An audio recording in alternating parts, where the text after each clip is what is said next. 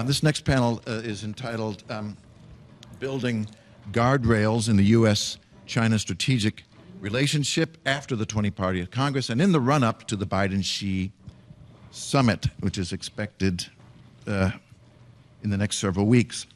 We're going to try to take about 40 minutes and keep to time. I'm really happy to have a fantastic group of folks up here on the panel, all of them associated with our new center. We have Dr. Evan Medeiros, who is a professor at Georgetown University and a former senior-most Asia advisor to President Obama in the White House National Security Council.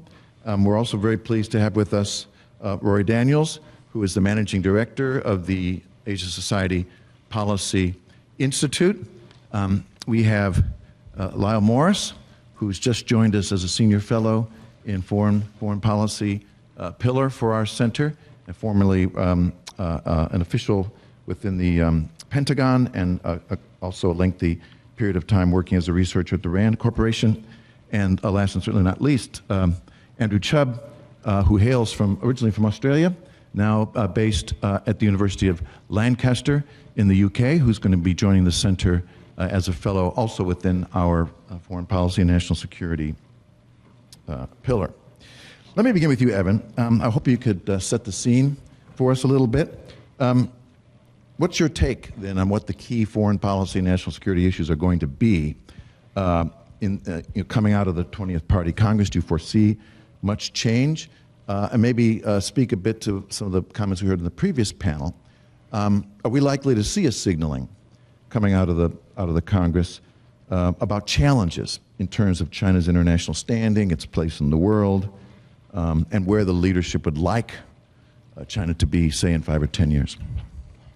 Well, thank you very much, Bates. I want to begin by thanking you and Kevin Rudd for standing up this center. I think it's a truism in life that doing good things with great people is a fantastic opportunity. And when I heard that I could work with an American who lives in Australia and an Australian that lives in America, I thought this was too great an opportunity to pass up. So thanks to both of you for doing this. I look forward to many years of fruitful collaboration. So what's going to be on the foreign policy agenda coming out of the Party Congress? Three words come to mind. The first is personnel. The second is policy. And the third is perceptions. In terms of personnel, there will very likely be a substantial turnover in the top foreign policy leadership. Xi Jinping's top two advisors, Yang Jiechi and Wang Yi, have been on the foreign policy scene at senior levels for at least 15 years and longer. When I was in the Obama White House, Yang Jiechi, of course, was the foreign minister. Wang Yi headed the Taiwan Affairs Office, and then both of them subsequently moved up at the last Party Congress. So we're going to see very likely a changeover, and we don't know who their successors are. And, the bench is not a terribly deep bench. Many of us sit around rooms of sinologists guessing at who the next Chinese foreign minister will be at a time of very substantial global crisis. So I think personnel and who's going to lead the Chinese foreign policy establishment, who's going to advise Xi Jinping, absolutely is at the top of the agenda. And I could rattle off a few names that are the likely candidates, but these are not people that are particularly well known. And you could say similar things about changes in Chinese economic policy, which are directly linked to foreign policy, given the fact that China is the second largest economy in the world. And of course, what China does economically directly or indirectly affects global markets. So I think personnel is going to be a big piece to watch, and understanding who will succeed Yang Jiechi and Wang Yi is key. Number two is policy, right? What are the policy priorities of Xi Jinping going to be coming out of the Party Congress? And that's the document, to answer Susie's question from the last panel, that's the document that I'd like to see. What are the 20th Party Congress foreign policy priority is going to be. I mean, I think China right now, given what's happening in the world, a world of course, war in Ukraine, international economy that's going through both deglobalization and fragmentation, the fact that energy markets globally are being completely rewired. There are huge challenges to the nonproliferation regime. When I look at the global or the geopolitical landscape, it's facing a lot of big challenges. And I think for China, there's some decision points, tensions, or trade-offs that they face. I think one of them is integration versus isolation. We've been hearing a lot from the Chinese government about efforts captured most recently in the 14th Five-Year Plan, where they talk about dual circulation or rewiring the Chinese economy to reduce China's dependence on others, but increase others' dependence on China. And the fact that there was a national security chapter in the last five-year plan was striking.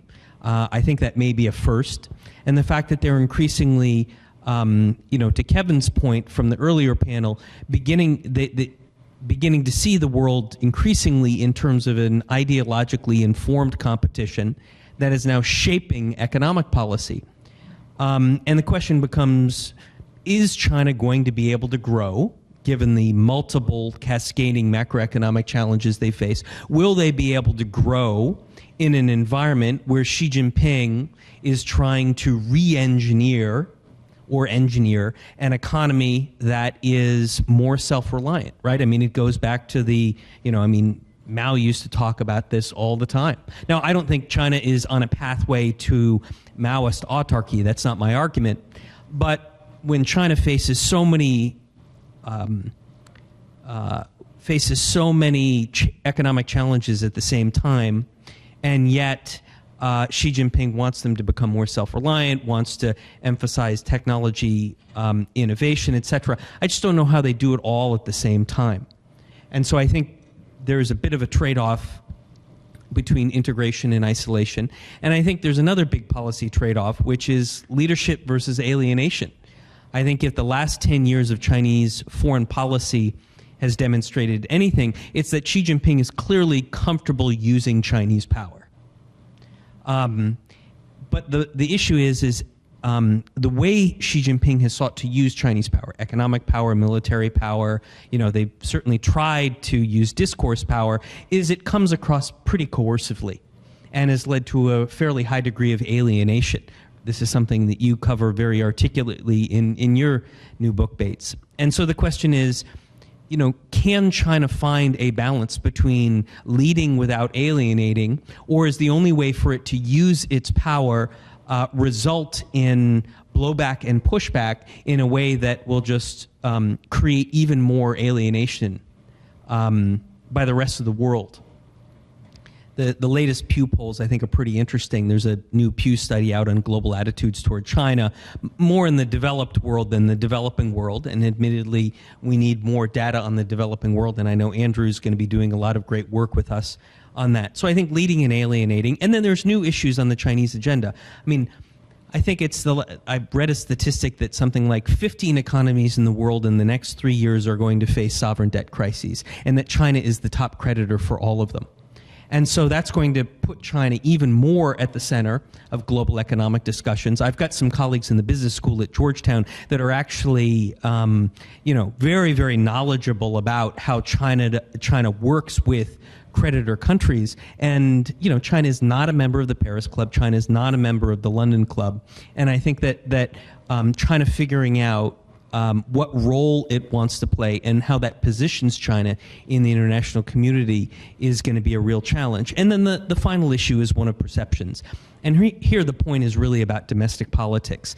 And what I worry about is Chinese foreign policy increasingly is affected by China's own domestic politics, in particular the priorities that she articulates at home, in particular this sort of national security outlook in which he has framed foreigners and foreign influences as an innate risk and seeks to reduce exposure to those relating back to my earlier point about integration versus isolation.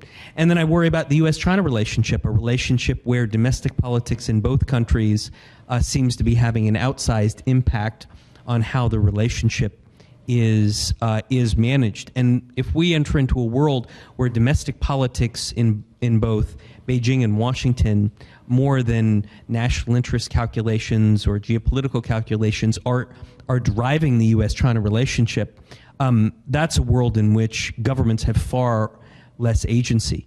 So I'm focused on personnel, I'm interested in policy choices, in particular trade-offs, as they face contradictions, and then perceptions and politics in the United States and China. Thanks very much, Evan. I mean, none of that bodes well, as far as I can read your analysis there, that all of them are major challenges, and it's not clear to me that they're going to be all that successful in getting through them, leading to a much more continuing contestation on our agenda with China going forward. And maybe there's no other question that's more contested. I wanted to hear from you on this, Rorry. And we get into some of the policy issues. More specifically, is Beijing's thinking towards Taiwan. And I wonder, is your read now that we're likely to see any changes as a result of the deliberations of the 20th Party Congress? Are we likely to see any changes in thinking towards Taiwan that might lend somewhat greater stability and a moderation to the conversation that's going to arise in the anticipated summit between Xi Jinping and Joe Biden? Oh, thank you, Bates. I think that's a critical question, actually, is how to stabilize the U.S.-China relationship, particularly over the issue of Taiwan. Wang Yi stood on this very stage just a couple of weeks ago and said that Taiwan was the issue that posed the greatest risk to U.S.-China relations, and also called the 3 joint communiques between the U.S. and China the most critical guardrails in the relationship. So I think that really encapsulates how important this issue is in the U.S.-China relationship, at least to Beijing. In terms of the 20th Party Congress, I think Taiwan policy has been concentrated in Xi Jinping's hands for a very long time now. And under his leadership, Taiwan has become a focal, organizing, ideological point of narrative success for the Communist Party. So separation from Taiwan has been linked to, foreign humiliation, and reunification with Taiwan has been seen as a critical guidepost, if not the finish line, in national rejuvenation. So if in this process of the 20th Party Congress, Xi comes out of it, as many predict, as strong as he is today or stronger, then I expect Taiwan to continue to play that organizing role in the narrative arc of Communist Party success. But that tightening ideological control, I think, has really constrained Beijing's policy options when it comes to dealing with current events in and around Taiwan. And there are 2, I think, major decisions made out of Beijing that have shaped the environment for cross-strait relations that we see today. The first was the total cutoff of cross-strait official communications between Beijing and Taipei after Tsai Ing-wen and the DPP came to power in 2016. I mean, to me, this really unbalanced the triangular relationship between Washington, Taipei, and Beijing, and it forced the U.S. into much more of an active role in cross-strait relations as the entity that had relationships with both sides. The other decision was the just absolutely brutal handling of the Hong Kong protests, and the sense that gave to Taiwan people of what kind of one country, 2 systems framework, which has been Xi Jinping's framework for unification with Taiwan, that was going to be available to Taiwan after unification. And so not only did that galvanize support for the DPP inside Taiwan, but it also kind of reawakened dormant nationalism inside the opposition KMT, and also, I think, rallied the international community around Taiwan autonomy and Taiwan's self-determination. So I think those 2 events have really shaped a much stronger and sharper threat perception of Beijing both in Washington and Taipei and among the international community. So these are decisions that were ran certainly through Xi himself, and they can't be walked back, repudiated, re-examined in any way.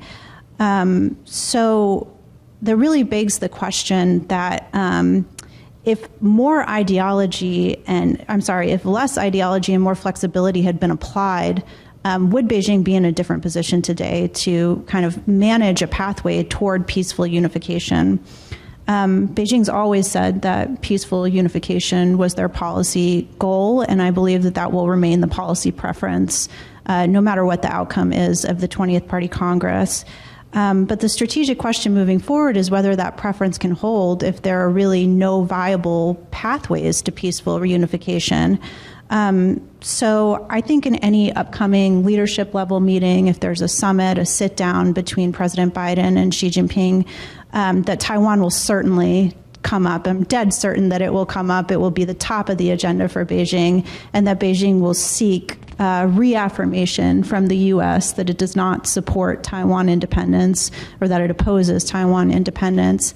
But I think the U.S. should use this opportunity as well to probe Beijing on these pathways to peaceful reunification. If we look at the 2005 Prc Anti-Secession Law, it holds out the use of force in two scenarios. The first is if Taiwan declares de jure independence or makes a formal declaration of independence. But the second is if all peaceful pathways to unification have been exhausted. So I think that this is a really important topic in the U.S.-China relationship, that the U.S. should ask Xi Jinping at the leadership level, what are the pathways that you see toward peaceful unification, and really probe and test that those are possible. It's going to be very difficult for all of the reasons that have been outlined in previous panels and discussions today to keep that conversation focused on stabilizing the relationship and to not devolve into a blame game of how we got into the situation that we're in today. But I think it is absolutely critical that the U.S. and China try to do that because I believe that it is the type of effort that could forestall a worst case scenario, which is a U.S.-China conflict over Taiwan. Thank you. Okay, thanks, Rory. Again, not a particularly optimistic take, and pointing out, I think, and I agree with you, a continued hardening of positions likely coming out of the Congress, certainly on the question of Taiwan. Some of your suggestions there, I think, resonated a bit with what I found to be one of the most interesting things that Henry Kissinger had to say, and that was that the two leaders need to say to one another, we're not going to do anything one against the other that would precipitate war.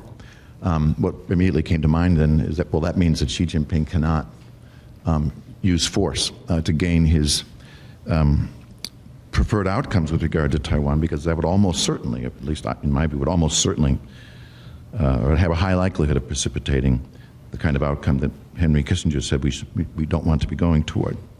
But, and speaking of that, I think there's a question then for you, Lyle, because you study the Chinese military very carefully, and I'm just curious whether you see any interesting signals in relation to the 20th Party Congress that might tell us more about the trajectory that the PLA, the People's Liberation Army, is going to be taking going forward, or maybe put it another way, assuming that the modernization drive will continue.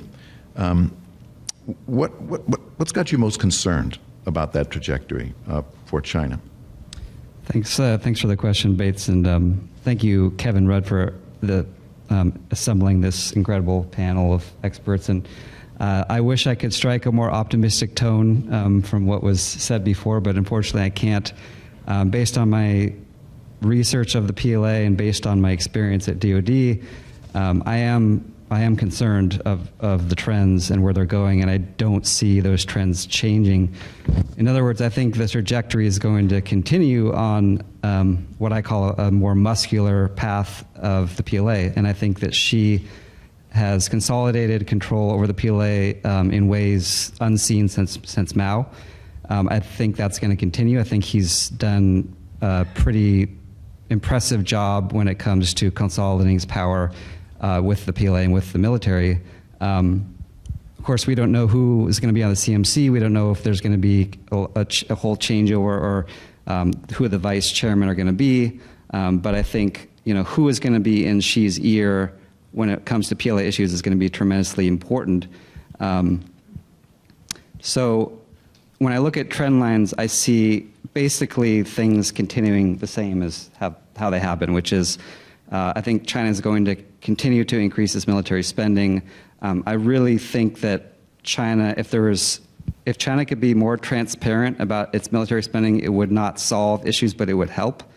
As we know, China's military spending is underreported, and much of what we see in the official expenditures is not reflected in reality. So I think things like being more open with its spending would help a bit. But I think Xi will continue his consolidation of the PLA, and I think that he has clearly made an effort to make it more joint with the theater commands. I think that's going to continue. I think that the PLA has very clear benchmarks to meet that, quite frankly, are very ambitious, 2027, 2035, and then 2049. The 2027 benchmark has been sort of a newly announced benchmark, and we're not really sure what that means, but we know it's the 100th anniversary of the founding of the PLA, so symbolically it's very significant. But I think that, quite frankly, the Pelosi visit and what we saw with what the PLA did in response with the exercises showed you where things could go and where they might be going, and which is that the PLA felt the need to respond very strongly militarily. And what that did was it gave countries in the region pause for what that means for stability in the region. So the U.S. is going to continue to have delegations going to Taiwan. I think that's clear. And so how will the PLA react when they've set this new kind of mark for how they would react militarily is a really important question. And I think, quite frankly, I think there's a lot of cause for concern because when you have political delegations going to Taiwan, whether it's not just from the U.S. but from other countries, and you see the PLA kind of respond that way, I think it puts countries, it gives them pause for whether they should proceed with unofficial relations with Taiwan. So I think by and large, things will continue apace. I think the military is going to continue to be bolstered, and a very large budget is going to continue.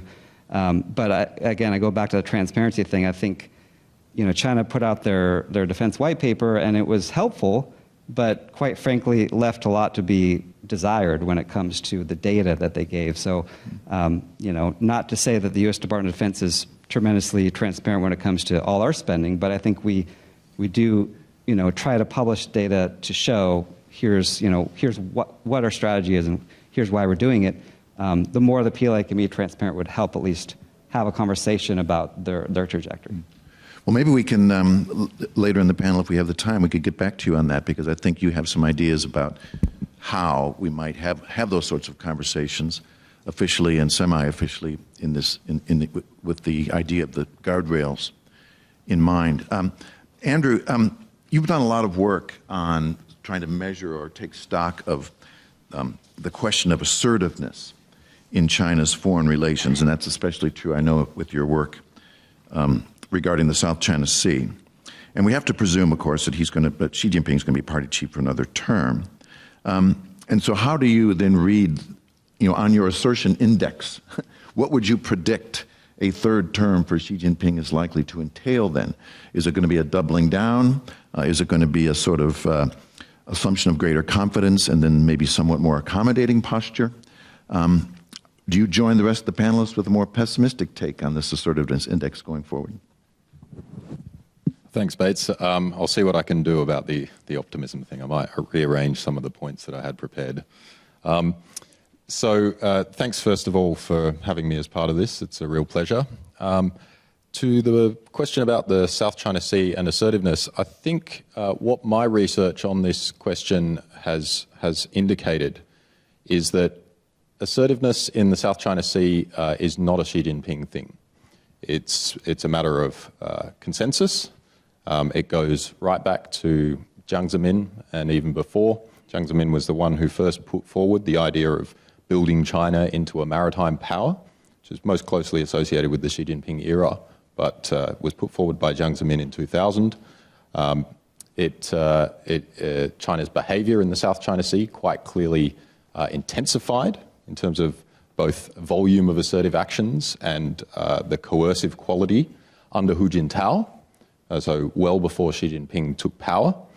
And so on that basis, I don't think that there's a particular reason to expect that more sort of secure Xi Jinping would result in a change in China's level of assertiveness in the South China Sea. That said, consistent with the various other areas of domestic politics and international relations, Xi Jinping has been tightening control. Control over the Chinese Coast Guard, control over the PLA, and that has a couple of implications. On one hand, maybe this is a cause for optimism, it reduces ambiguity somewhat. So the actions that China's maritime actors take in disputed areas are much less likely to be the result of some lower level enterprising captain or lower level bureaucracies acting on their own volition. So maybe less ambiguity means that there's, it's easier to have a conversation with the Chinese about how to handle particular situations. On the other hand, in fact, this is an optimistic point too. Perhaps a stronger Xi Jinping might have greater leeway for certainly not compromise. There's no indication that that's part of the agenda, but maybe moderation if he was to think it to be in China's national interest. Further ahead, I think the question to watch is the impact of the lower economic growth that looks basically certain to bedevil China over the coming years, and the way that that could interact with South China Sea policy. I'll put the pessimistic scenario first. Started to see a lot more analysis starting to talk about potential diversionary scenarios for a Xi Jinping coming under pressure in the future as a result of a period of sort of sustained low economic growth and maybe social problems as a result. I think looking at, if I'm Xi Jinping, I'm looking at the regional situation and I'm trying to pick a good spot for a diversionary conflict. I'm probably not thinking about the East China Sea where Japan is there. I'm probably not thinking about an attack on Taiwan as a diversion. I think the South China Sea is a much more appealing option from that point of view. On the other hand, and I'll end on this more optimistic note, the PRC doesn't really have a track record of surging in assertiveness when it's faced domestic problems before. What my research has indicated is that in previous times of severe economic troubles and acute legitimacy crises like 1976 and 1989 has actually brought about a temporary lull in the PRC's activities in these disputed areas as it's sort of sought to consolidate and focus more domestically. So if that passes for optimism, you can take that for what it is. Thanks a lot, Andrew. That's a nice way of looking at it, I think. And I wanted to press you a little bit further as we turn now in our conversation to talk a little more specifically about what can we do to try to introduce guardrails or try to introduce some degree of greater stability, if it's possible, in the U.S.-China relationship. And another interesting line of work that you're engaged in is looking at global public opinion toward China. And I'm curious, do you think that by raising awareness through your work and others about what the world is thinking toward China, do you think that sort of raising of awareness might serve as a tool or some kind of instrument to moderate Chinese policy? Does it matter, actually, to Chinese leaders what the world thinks of them? Or would it, at least at a minimum, help us outside of China to find leverage points and ways that we can try to bring some pressures to bear to seek greater moderation in China's policies? Yeah, that's a great question. It is a question that I will be pursuing in the course of the Centre's research. I think we definitely need to know more about global public opinion towards China. As Evan's mentioned, Pew's been following this for a couple of decades now, but the results are overwhelmingly skewed towards the developed world. So we need to know more about what the rest of the world thinks, both in China's region and also in other parts of the world. To the question of whether public opinion can restrain PRC conduct, I think there is a line of reasoning that you can follow, that knowing more about public sentiments, particularly in China's counterpart countries in some of these disputes that I've been studying, could help to give the PRC side pause for thought in some of the ways that they've handled, particularly in the area of publicity. So think of the THAAD dispute in South Korea, or with South Korea, I should say, over the US deployment of the THAAD missile system in 2016, 2017. And the PRC really sought to up the ante in the public opinion domain in that particular case. Ostensibly, the consensus view seems to be that this was an attempt to either mobilize pro-China or anti-US sentiments within Korea, and or deter Korea from agreeing to subsequent moves of that nature.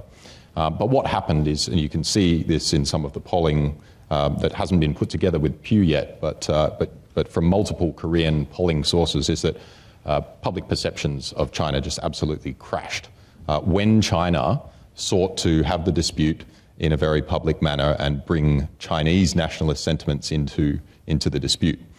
And so on that basis, it's quite clear that tactic has been counterproductive, and I think there's a number of other examples that we can look at as well that demonstrate this to the PRC side. So I think this is one reason to expect that paying more attention to public opinion could certainly, it's something that the PRC side needs to know more about. I'm not sure what their sources of information on their counterparts' public opinion is, but I think it's something that we probably can contribute to by bringing up and basically by studying it and by bringing out more data to be able to base conclusions on. Thanks, Andrew. And we're really looking forward to that work that you're going to be doing on that, and we'll find out, won't we? Once you're able to get a little more work on that completed, we're looking forward to it. We have a little bit less than 10 minutes left to us today, and maybe in the spirit of Susie Jake's lightning round, I thought we could go one by one and talk about, maybe in your particular area of interest, what sort of mechanisms might be available to help strengthen either crisis management or communication, and especially in the absence of sustained track one, official discussions and dialogue, or at least if sustained, certainly strained nature of that dialogue. What sort of ideas would you have to try and introduce, if you could do so, to help build up guardrails and moderate this relationship in a way that points in a somewhat more stable direction? Let me start with Lyle, maybe with regard to military-related communications. And thanks for I think is a crucially important question. Is how do we communicate with China? How does the U.S. and China communicate? And I think that, first of all, we have existing communication channels. The U.S. and the DoD and the PLA and the White House and Zhongnanhai. And as I've argued recently with my colleague Colonel Kyle Markram, I think that those in the current environment is the best we're going to get. In other words, we don't have a Soviet-style red phone with China, and we're not going to get one anytime soon, I don't think. So what that means is we have modes of communication with China, but the problem is that China views them not in a narrow, practical, de-escalatory way. When I say China, I mean mostly the PLA. they look at them in a broader perception of crisis management and politics. In other words, when China is upset about something geopolitically, they will choose to either not pick up the phone or let the phone ring, and just as a political signal that they're displeased with U.S. policy.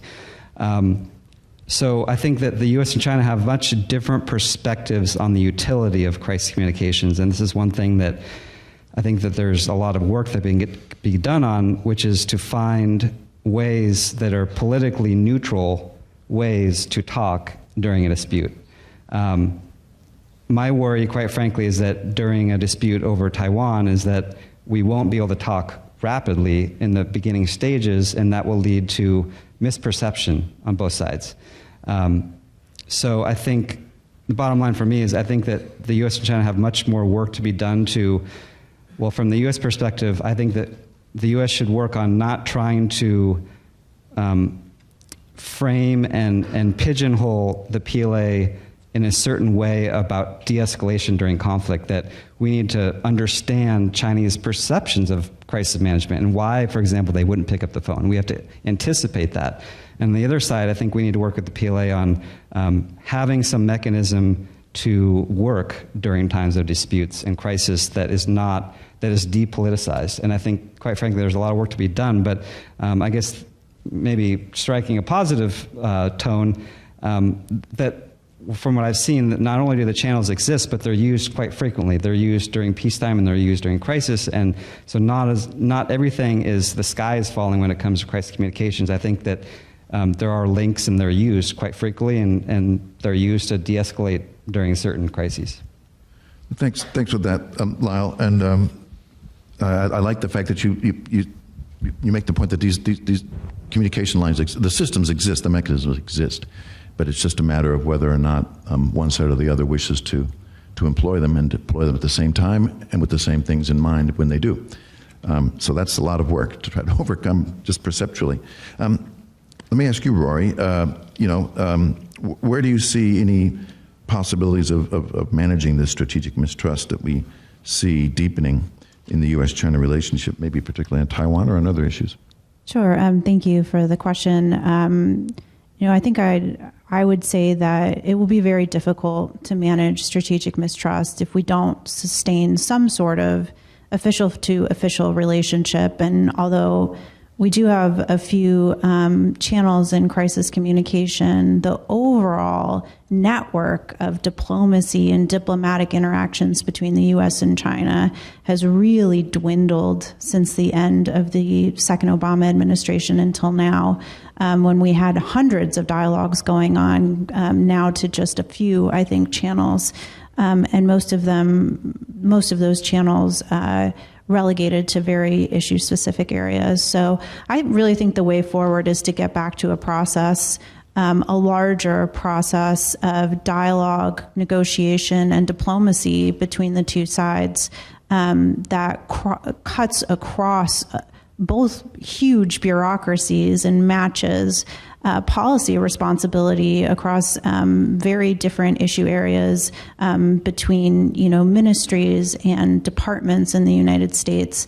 I think that is a stabilizing guardrail in and of itself, that who meets and where and when and why creates some action forcing mechanisms, not only within each system to consolidate policy decisions and do internal bargaining, but also create some momentum toward actually working on areas where we do have common interests.